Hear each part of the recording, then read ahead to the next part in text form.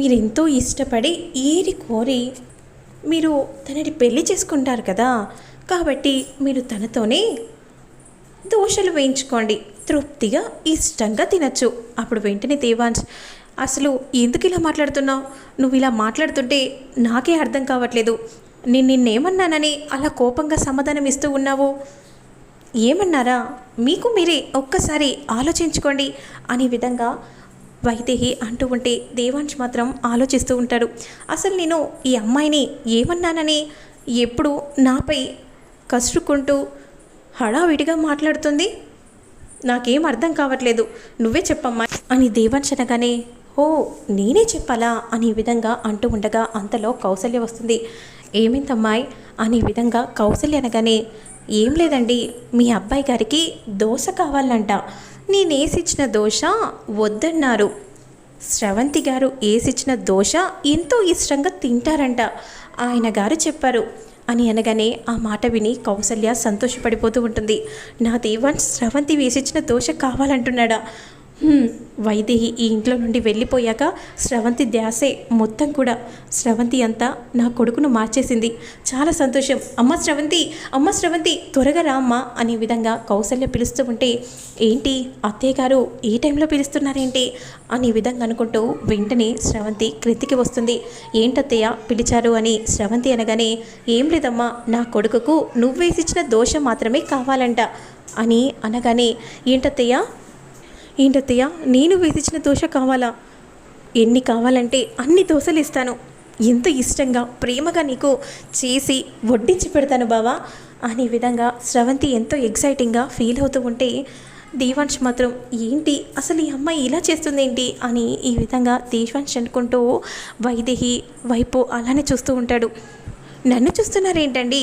అదిగోండి, మీరు ఏది కోరి చేసుకోబోతున్నా స్రవంతి గారు వచ్చేశారు.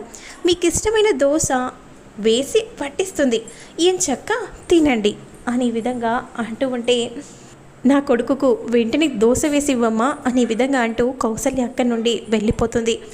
ఇక స్రవంతి మాత్రం అసలు ఈ దోశ ఎలా చేస్తారో వెంటనే నేను యూట్యూబ్లో చూసి కొట్టాలి, ఆ తర్వాత దోశ వేయాలి, నేను ఇప్పుడే వస్తాను బావా అనే విధంగా అంటూ అక్కడి నుండి వెళ్ళిపోతుంది. ఇక వెంటనే యూట్యూబ్లో దోశ గురించి సెర్చ్ చేస్తూ ఉంటుంది. అదే సమయానికి వైదేహి కిచెన్లోకి వెళ్ళి దోశ పెనాన్ని వాటర్ పోసి బాగా వేడి చేస్తూ ఉంటుంది. రావే రా, వచ్చాక ఈ దోశ పెనంలో ఎంతో ఇష్టపడి దోశ వేస్తావు కదా, ఇక నీకుంటుంది. మా ఆయన కావాలా నీకు? ఆయన కావాలా? ముద్దులు కావాలా? ముద్దులు కాదు కదా, ఇప్పుడు ఏం జరుగుతుందో చూడు, నీ చేతులు మాడి మసిబొక్కైపోతాయి, నాతో పెట్టుకుంటే ఎలా ఉంటుందో చూపిస్తాను అనే విధంగా వైదేహి అంటూ ఆ పెనాన్ని బాగా హీట్ చేస్తుంది.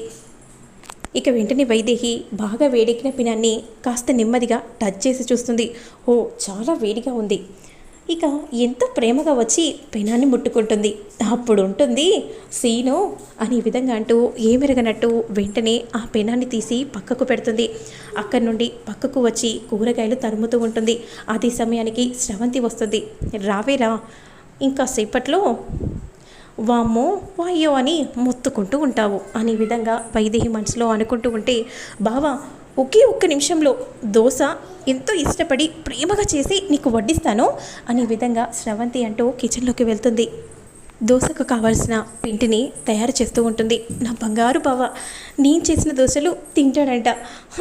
ఎప్పుడు మారావు, ఇప్పుడు మాత్రం మారావు బావ, ఇలానే ఎప్పటికీ ఇలానే నీ ప్రేమ ఇలానే చూపిస్తూ ఉంటే నాకు ఎంతో సంతోషంగా ఉంటుంది. నా బంగారు బావ అని ఈ విధంగా ముద్దు పెడుతూ ఉంటే, ఏంటిది అసలు నువ్వు ఏం చేస్తున్నావు అని దేవాంశ్ వైదేహిని సైగ చేస్తూ ఉంటే, వైదేహి మాత్రం కోపంగా అలా దేవాంశ్ని చూస్తూ కూరగాయలు తరుముతూ ఉంటుంది. బావా ఉల్లిగడ్డలు కోస్తున్నాను, ఇక ఇంకా సేపట్లో దోశ వేసిస్తాను. దోశ ప్రిపేర్ అయ్యాక ఎంతో హాట్గా స్వీట్గా ఉంటుంది, ఆస్వాదిస్తూ తినేసే బావా అనే విధంగా స్రవంతి అంటూ ఉంటే దేవాంశ్ మాత్రం కోపంగా చూస్తూ ఉంటారు. ఇక వెంటనే పెనం ఎక్కడ ఉంది అనే విధంగా అంటూ అక్కడే ఉన్న దోశ పెనాన్ని తీసి పొయ్యి మీద పెట్టబోతూ ఉండగా బాగా హీట్ ఉండటం వల్ల స్రవంతి చేయి కాలి అమ్మా అనే విధంగా గట్టిగా అరిచి ఆ దోశ పెనాన్ని క్రింద పడేస్తుంది. ఇక వైదేహి చూసి, నాతో పెట్టుకుంటావా అని మా ఆయన కావాలా? హ్మ్, ఇలానే ఉంటుంది. ఇప్పుడు ఇది స్మాల్ మాత్రమే, తర్వాత ఎలా ఉంటుందో చూడు. చుక్కలంటే ఏంటో చూపిస్తాను.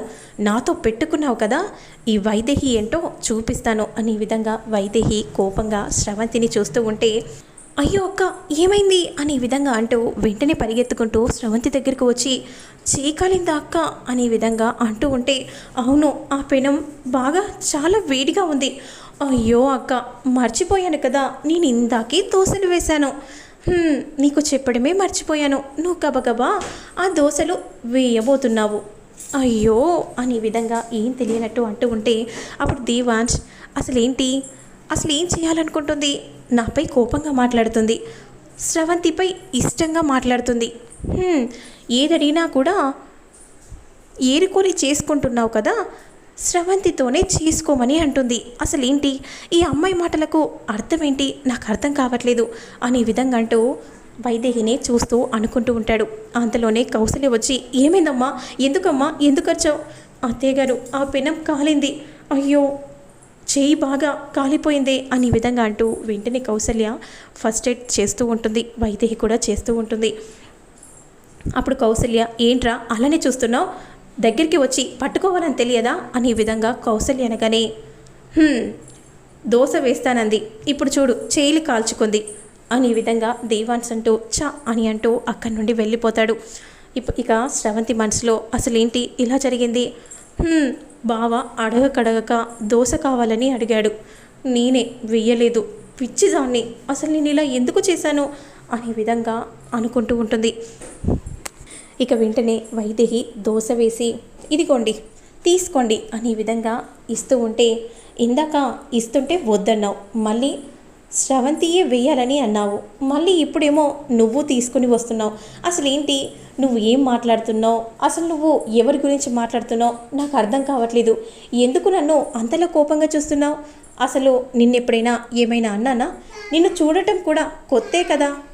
ఏంటండి నన్ను చూడటం కొత్తనా, ఎప్పుడు చూడలేదా? అవును ఎప్పుడు చూడలేదు, ఎప్పుడైనా మీరు నన్ను చూసారా అనే విధంగా దేవాంశ్ అంటూ ఉంటే, ఎప్పుడు చూడలేదని చెప్పాక మళ్ళీ చూశాను అని ఎలా అంటాను చెప్పండి అని వైదేహి అనగానే, అసలు మీ మాటలకు నాకు అర్థాలే తెలియట్లేదండి అని దేవాంశ్ అంటూ ఉంటాడు. ఇక మరోవైపు ఇందు మాత్రం కంగారు పడిపోతూ ఉంటుంది. అసలు వైదేహి ఎక్కడికి వెళ్ళిపోయింది, ఏమైపోయింది, ఎక్కడ ఉంది, వైదేహి కోసం ఈ ఇంట్లో ఎందుకు వెతకట్లేదు, ఆచూకి ఎందుకు కనుక్కోవట్లేదు, ఎక్కడ ఉన్న వైదేహి త్వరగా రా అమ్మ అనే విధంగా ఇందు బాధపడిపోతూ వైదేహిని తలుచుకుంటూ ఉంటుంది. అంతలోనే ఇక వైదేహి ఇందు రూమ్లోకి వెళ్తుంది. రామ్మ జానకి రా కూర్చో అమ్మ అనే విధంగా అంటూ బెడ్లో కూర్చోబెడుతుంది. బామ్మగారు ఎవరి గురించి ఆలోచిస్తున్నారు అనే విధంగా అంటూ ఉండగా, ఇంకెవరి గురించమ్మా, మా వైదేహి గురించే. బామ్మగారు బాధపడకండి, ఆవిడ తిరిగి వస్తుంది. నీ మాటలు చూస్తుంటే, నీ పద్ధతి చూస్తుంటే ప్రతిదీ కూడా మా వైదేహినే గుర్తుకొచ్చేలా ఉందమ్మా, నిన్ను చూస్తే మా వైదేహినే చూసినట్టు ఉంది అని ఇందు అంటూ ఉంటుంది. అప్పుడు మనసులో మాత్రం, మీరు మాత్రమే నా గురించి ఆలోచిస్తున్నారు బామ్మగారు, కానీ ఆయన ఎందుకు ఇలా మర్చిపోయారు, ఆ స్రవంతి ధ్యాసలో పడి ఇంత త్వరగా మర్చిపోతారని నేను అసలు కల్లో కూడా ఊహించలేదు. జన్మ జన్మల బంధం అన్నారు, నువ్వు లేకుండా నేను లేనన్నారు, నన్ను చూడకుండా ఒక్క క్షణం కూడా ఉండని వారు ఇప్పుడు ఎలా ఉంటున్నారు, అంతా ఆ స్రవంతి వల్లే, స్రవంతి మొత్తం ఆయనని మార్చేసింది అని మనసులో వైదేహి అనుకుంటూ ఉంటే, అప్పుడు వెంటనే ఇందు, ఏంటమ్మా జనకి ఏం ఆలోచిస్తున్నావు? ఏం లేదు బామ్మగారు, ట్యాబ్లెట్స్ వేసుకోండి అని అంటూ ట్యాబ్లెట్స్ వేపిస్తూ ఉంటుంది. సరే బామ్మగారు, నేను స్రవంతక్క దగ్గరికి వెళ్ళొస్తాను, ఎందుకమ్మా అని ఇందు అనగానే, అక్కకి చేయి కాలింది అనే విధంగా అనగానే, ఏంటి నా మనవరాలికి చేయి కాలిందా, ఎలా అమ్మా అని అనగానే జరిగిందంతా చెప్పగానే ఇందు వెంటనే స్రవంతి దగ్గరికి వెళ్ళి, ఏమైందమ్మా అని అనగానే ఇక జరిగిందంతా కూడా స్రవంతి చెప్తూ ఉంటుంది. అంత అజాగ్రత్తగా ఉంటే ఎలా చెప్పమ్మా అనే విధంగా అంటూ ఉంటే, పర్లేదులే బామ్మగారు, అప్పుడప్పుడు అలా జరుగుతుంది, అనుకోకుండా జరిగిపోయింది అని స్రవంతి అంటూ ఉంటుంది. మీరు కంగారు పడకండి, నాకేం కాలేదు, నేను బాగానే ఉన్నానని నచ్చ చెప్తూ ఉంటుంది. ఇక మనసులో మాత్రం సొంత మనవరాలన్నట్టే ఫీల్ అయిపోతున్నారు, మనవరాలని కాదు అని తెలిసాక ఎలా ఫీల్ అవుతారో పాపం. అయినా బావగారు నా మెడలో తాళి కట్టాక మీ అందరికీ మా అమ్మను ఎంత నరకం చూపించారో అంతకంటే ఎక్కువ నరకాన్ని చూపిస్తాను. ఇంకో 4 రోజుల్లో మా పెళ్ళి జరగబోతుంది. అప్పటి వరకు వెయిట్ అండ్ సీ అనే విధంగా స్రవంతి మనసులో అనుకుంటూ ఉంటుంది. ఇంతటితో ఇలా ఎపిసోడ్ రివ్యూ ఈ విధంగా ఎండ్ అవటం జరిగింది. నెక్స్ట్ వచ్చే అప్కమింగ్ ఎపిసోడ్ రివ్యూ ఎలా ఉండబోతుంది ఏంటి అనేది నేను ఫర్దర్ వీడియోలో అప్లోడ్ చేస్తాను. లేట్ చేయకుండా చూసేయండి. Okay friends, keep smiling, have a nice day, stay home, stay safe. Thanks for watching. By.